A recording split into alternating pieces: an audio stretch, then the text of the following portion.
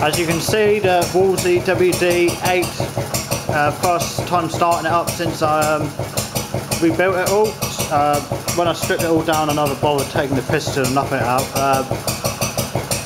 So when I did try starting it a few months back, I had problems with the fuel tap leaking and water leaking everywhere, and plus it wouldn't start at all.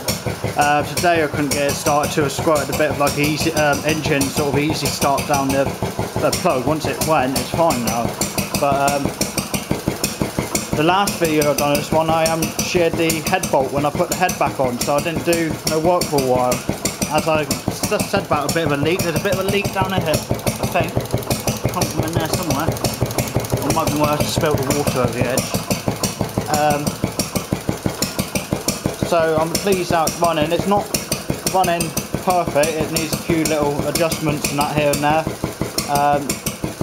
But I can't really play around it too much, so now I'll build a nice trolley for it hopefully, and then bolt it on this new trolley, and then I can play around the governors a bit more. I don't want to fiddle around too much because it's only bolted down with one bolt at the minute on the trolley, so I don't want to jump around too much. So I'm pretty pleased with the original sort of Wolseley slide push tap on the fuel tank.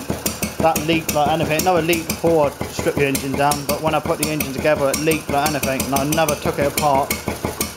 So I'd put another tap on it for a minute.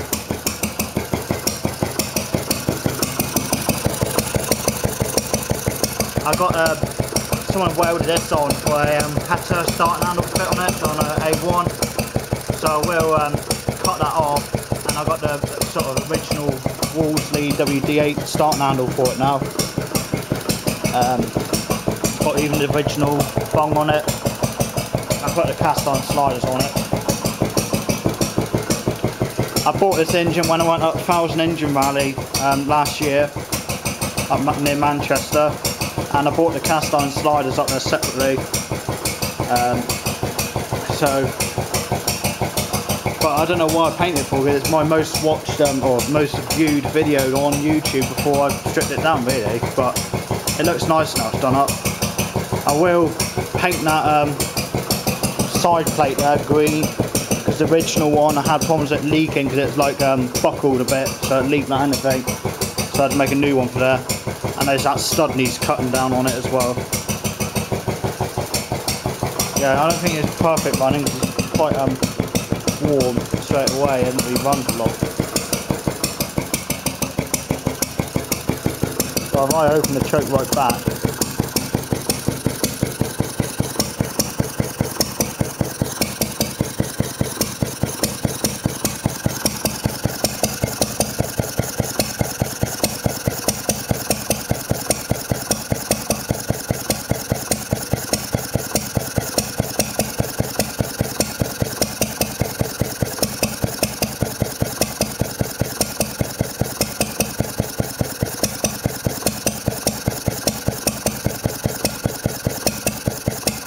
there's a bit of a misfire to it when it's fully open.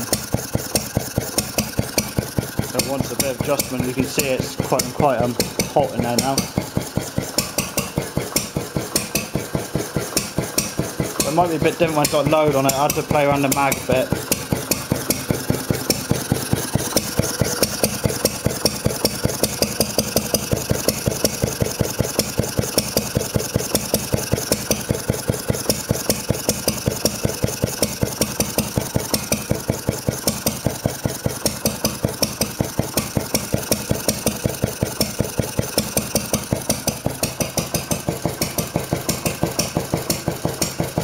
Yes, I'm pretty pleased how it's come out of. The fuel tank had a couple of dents in it. I couldn't really, this big one here had been too much to fill in, so they all blister out. There's a few little small ones I filled on it when I've redone the engine.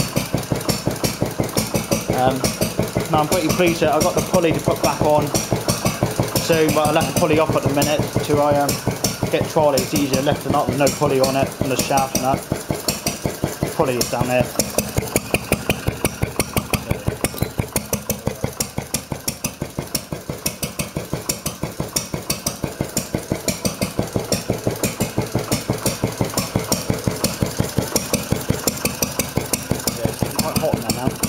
So it ain't firing just right.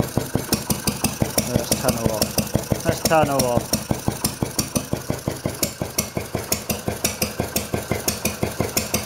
So no, she's a few little bits need playing around. I don't think the timing's exactly right on it. All the dots are timed up right inside.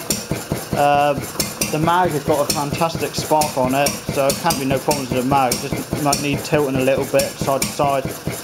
But when I stripped the engine down, I left it on it all. So thank you for watching this video. Enjoy me with another one. Cheers and gone.